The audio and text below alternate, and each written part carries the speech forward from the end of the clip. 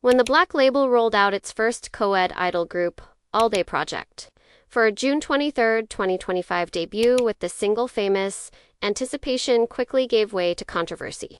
Even before and immediately after debut, member Tarzzan drew intense criticism on X, formerly Twitter and Reddit, for what many international fans framed as cultural appropriation, turning the group's launch into a real-time case study of how outrage can supercharge attention.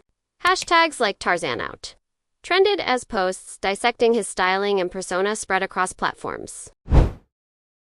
The focal point of the backlash was not a single image or hairstyle, but a bundle of signifiers fans read together: braids, grills, sagging pants, hip-hop-inflected speech, and an overall performative rapper persona.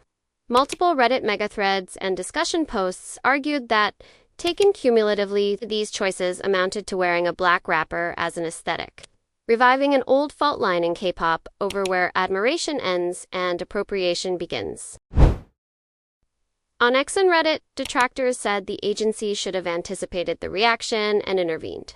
Some users went further, characterizing the rollout as ragebait, provocative styling, designed to ignite discourse that would push the group into wider timelines. Others warned that the same outlook could lead to more serious missteps later, such as slur use or blackface, a pattern international fans have seen recur in past K-pop controversies. Supporters countered with a different narrative. Tarzzan's look, they argued, long predates his signing to the Black label, pointing to his Instagram history, and the label merely let him keep a personal style. They also situated his image within a longer YG, the Black label hip-hop lineage, noting earlier idols under the YG umbrella who leaned heavily into hip-hop concepts. Parallel to that defense, profile pieces and fan-compiled bios emphasized that Tarzzan is not an industry nobody but a YGK+ model and trained contemporary dancer with competition credentials. Context, they say, is erased when the discourse collapses him into a single hairstyle. Amid the debate, one dynamic was hard to ignore. The volume of engagement around hate tweets and critical threads funneled more people toward the group's content.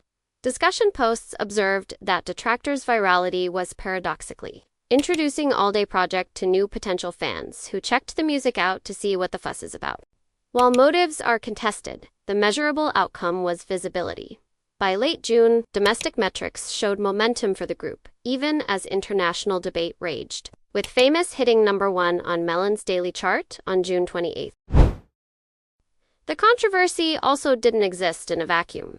Coverage of ALLDAY PROJECT's debut repeatedly bundled Tarzzan's accusations with other member-specific flashpoints, most prominently Annie Moon's Chaebol background and resurfaced private content, contributing to a narrative that the group was making headlines for the wrong reasons. That accumulation of mini-scandals further amplified the sense that the debut was less a music launch than a reputational stress test.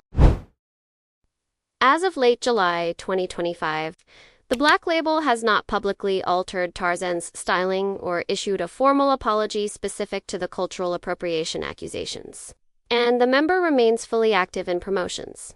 Discussion threads continue to split between those who see a calculated publicity engine that worked, and those who believe the group is courting long-term brand damage by normalizing a caricatured reading of Black American culture. Either way, the Tarzzan debate has already cemented itself as one of K-pop's clearest 2025 examples of how negative attention can algorithmically accelerate fame, even as it hardens fault lines about race, style, and accountability in the global fandom space. Liz's recent surge in visual buzz has rekindled a persistent fourth-gen conversation. Could she ever overtake Jang Wonyoung as IVE's center?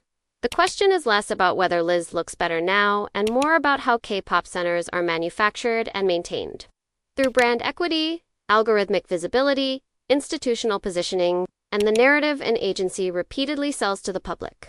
The latest round of debate was sparked by a viral community post, arguing Liz would have been the center had she debuted with her current look. But the mechanics of actually dislodging an already entrenched center are far more complex. Wonyoung's position is fortified by years of pre- and post-debut exposure, a stacked endorsement portfolio, and consistently elite placements in Korea Business Research Institute brand reputation tables. In February 2025, she topped girl group member rankings. Across the spring and summer, she hovered at or near number 2, underlining stable public recognition that transcends any one comeback cycle.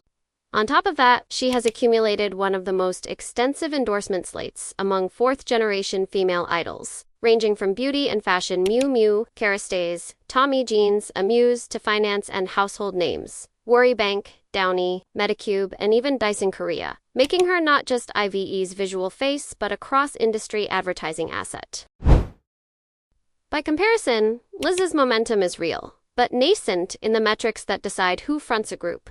She has been climbing the same brand reputation lists, placing 12th in February and 13th in July, evidence that the public is noticing her more, but also a reminder of the gap between surging and supplanting.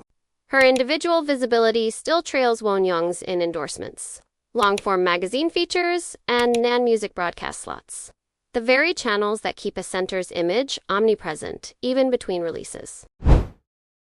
The structural hurdle is that center in K-pop is usually locked in at debut and then continually re-legitimized by choreography framing, line distribution in highlight moments, MV thumbnails, teaser sequencing, hosting gigs, and brand deals. Media literacy around the role has matured enough that fans recognize it isn't always about who is the strongest singer or dancer, but about who the public instantly recognizes and who advertisers believe converts that recognition into sales. Shifting that public imprint demands more than a viral thread about evolving visuals. It requires a deliberate agency-led pivot sustained over multiple eras. What, concretely, would Liz still need? First, enduring, data-visible public demand. Brand reputation scores that place her in the top tier month after month, not just in isolated spikes. Second, signature. Liz-anchored hits or moments, a chorus point, viral TikTok challenge, or live performance clip that the general public and advertisers immediately associate with her. Third, big-ticket endorsements that validate her as a standalone commercial face, narrowing the conversion gap with Wonyoung. And fourth, a strategic recentering by Starship across music videos, thumbnails, variety, MC placements, and comeback teasers, to repeatedly code Liz as the visual and symbolic midpoint of IVE, without all four moving in tandem.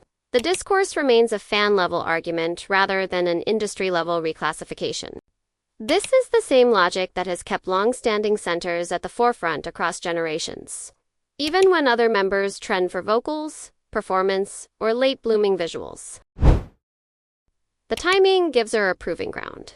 IVE's late August 2025 comeback, coming 7 months after IVE Empathy, and on the heels of Rebel Heart becoming one of just 3 songs to score a perfect all-kill in 2025, will inevitably reset narratives about who the public sees first when they think IVE. If Starship leans into Liz's rising buzz through center placement and key formations, teaser sequencing that opens on her RID deals unveiled in tandem with promotions, it would be the clearest signal yet that the company is testing a tri-center or recalibrated visual strategy. If the established Wonyoung first framework persists, the message will be just as clear. Recognition or not, the commercial calculus hasn't changed. In short, Liz's increasingly noticed visuals give her momentum, but replacing a center demands institutional will plus measurable, repeatable proof that the market responds to her first. Until those ingredients align: endorsements, rankings, MV framing, and public shorthand. Wonyoung's center status remains a product of entrenched visibility that Liz can challenge only through sustained agency-backed rebranding rather than fleeting viral acclaim.